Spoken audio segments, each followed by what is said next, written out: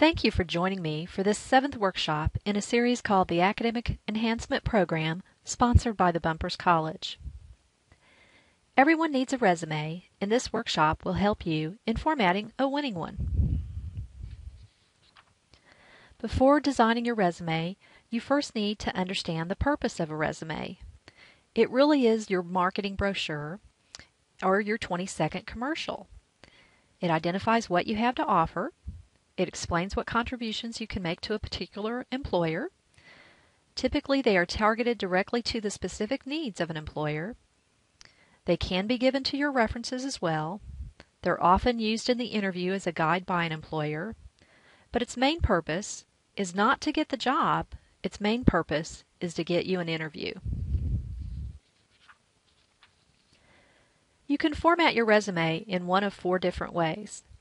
The first is a chronological format. These are easy to read and typically employer preferred. A chronological format presents education and work experience in reverse chronological order. The second is a functional format. These resumes focus on skills and abilities that you've used that relate to the specific job objective. They're often used by career changers, graduate students, or postdocs. The individual will typically group experience, including volunteer work and extracurricular activities, under functional skill headings such as research, writing, or marketing. There's also a combination format, and this format uses elements of both chronological and functional resumes. They stress skills and abilities, and they also provide job experience with descriptions. And finally, the fourth is a curriculum vitae. These are typically used by individuals seeking teaching and/or research positions in a post-secondary institution or high-level research industry. They are often 2 or 3 pages for master or doctoral candidates. I've seen some vitas as long as 50 pages, and I wouldn't necessarily recommend that version. Since most students will design a chronological resume for their first experience, let's discuss the 4 major parts or categories of that type of resume. The first category is the headline.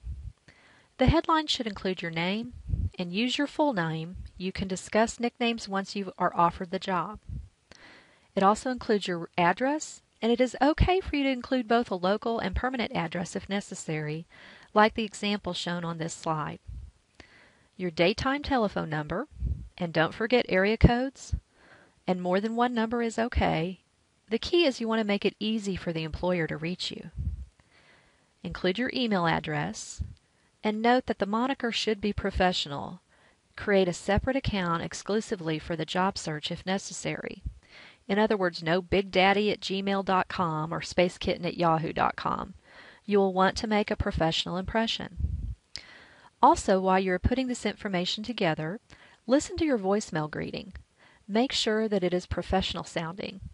No music or jokes should be used, and remember to be committed about getting back to the person. For example, "Hello, you've reached Tracy Jones' voicemail. Please leave a detailed message at the sound of the tone, and I'll get back to you as quickly as possible." Again, you want to make sure it's professional.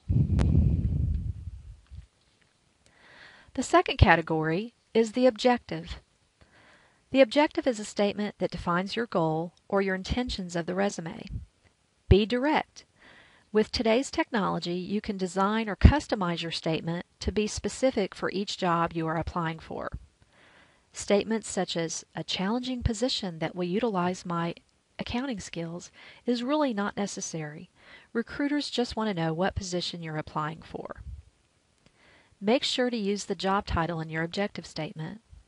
And also, many career hubs will allow you to upload more than one version of your resume and designate which one to be active. So again, customize each resume for each position. The third category is the education section.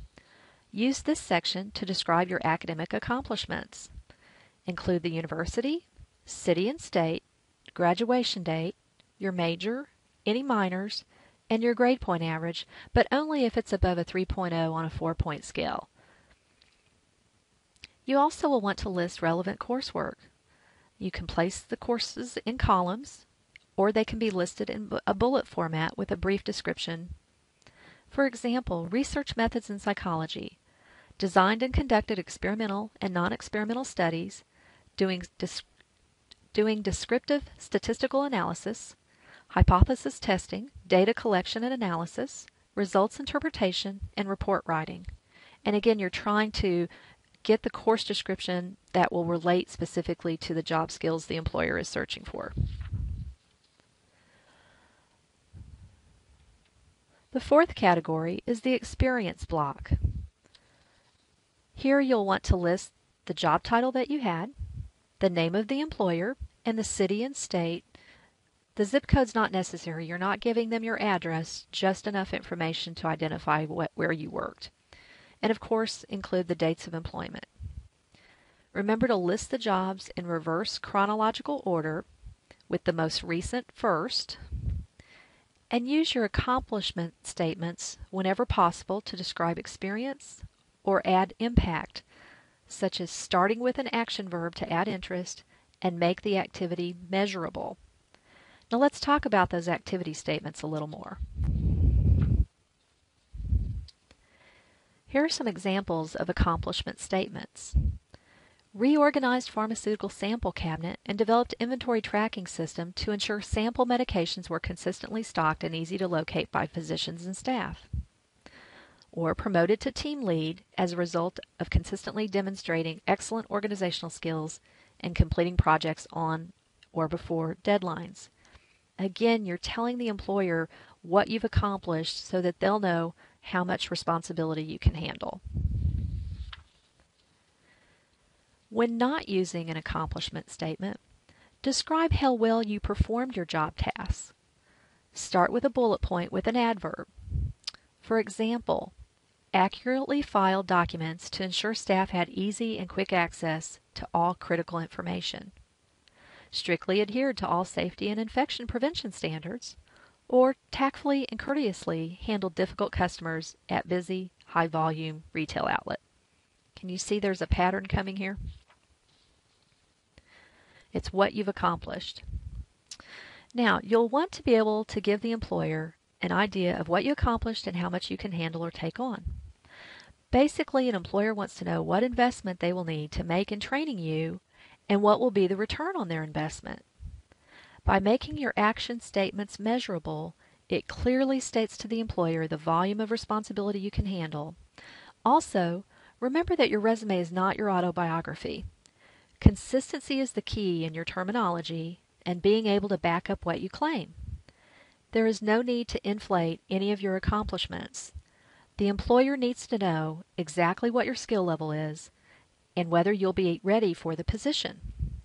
You'll also have an opportunity to elaborate on each of the responsibilities during the interview process. Use the SAR approach to brainstorming accomplishments. And SAR stands for situation, action, result. You want to quantify your results when possible. And the example here, ran culture studies on 85 amoebas daily over a 2-month time period, contributing to 3 successful research projects. Again, this shows the employer the amount of responsibility that you can handle and how much training they're going to have to invest in you. In addition to the standard 4 categories of a resume, most folks will want to provide some additional information that may attract an employer. There are a variety of categories that you may include depending on the type of industry you are conducting your job search in. These include honors, awards, hobbies, interests. You may also want to consider extracurricular activities, different clubs that you've joined, or any professional affiliations that you might have.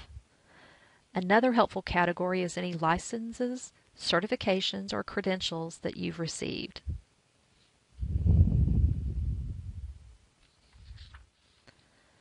Again, these categories will depend on your experience and the field you plan to work in. These categories can be a simple one-line statement, as shown here. These can include publications, computer skills, or military service.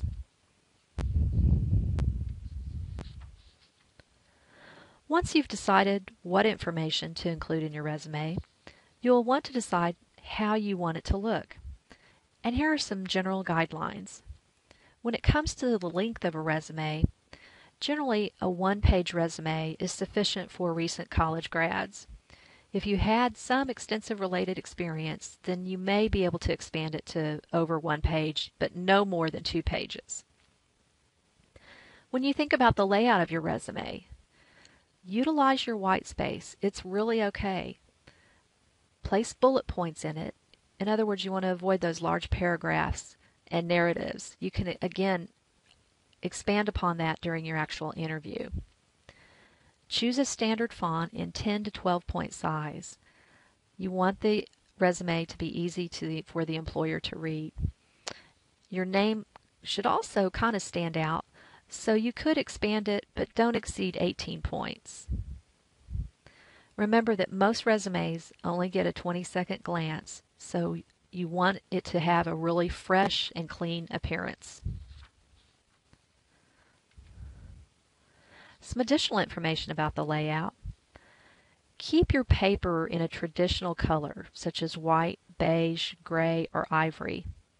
I've seen some resumes in that puce green or even hot pink, and it did not help the candidate. Unless you're going into the artistic world, that would probably be discouraged.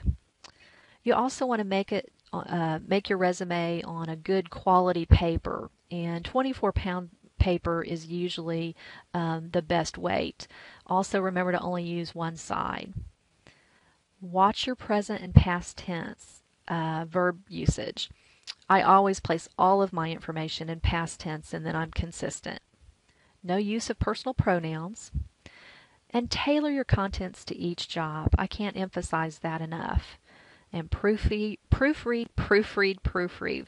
Have at least 3 other people read your resume.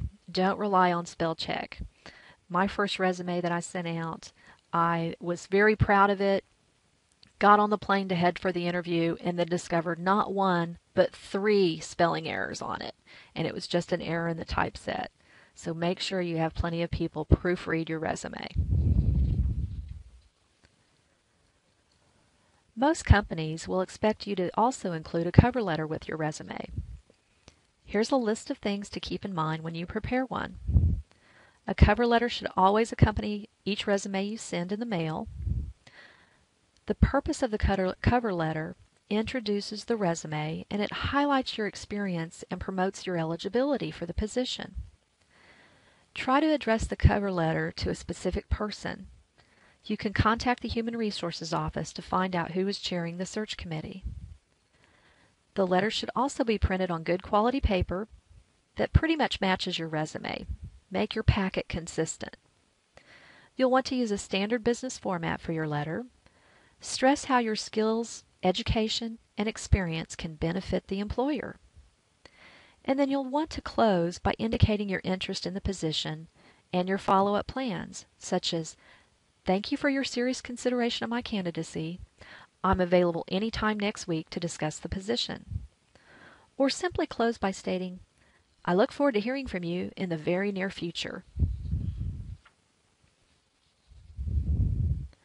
An additional item that is typically included with an application packet or your resume and cover letter is a reference page. You'll want to keep these suggestions in mind when preparing to apply for any position. Place your contact information at the top with the title References. Basically, you want it to be similar to your headline that you used on your resume. Always ask the individuals before listing them as a reference. Include name and all contact information with their email address. Use at least 3, but no more than 6 names as references. No relatives, friends, or other students. These are professional, not personal references. These individuals should be able to describe your skill set and your level of responsibility. Send your references a copy of your resume and the job description when possible. This information will help them sell you to the potential employer. Take the reference page with you to an interview or include with your resume when requested. And finally, always remember to thank people who serve as a reference by sending them a thank you note or at the very least an email message. They are taking time out of their schedule and not being paid to help you. You want to maintain that good working relationship, so it's worth the 40 or 50-cent thank you card. Remember, your resume doesn't get you the job. It gets you the interview. It is generally your first impression, so make it as if you are earning the grade. The next and final session for your academic enhancement program is going to be on the art of interviewing. You will definitely want to review it before starting any job search. Also, a PDF of the PowerPoint slides are available to download in Blackboard for your review. I encourage you to complete the brief quiz to identify as much information you retained, as well as to demonstrate to your academic advisor or instructor that you've completed this program. Good luck with your job search.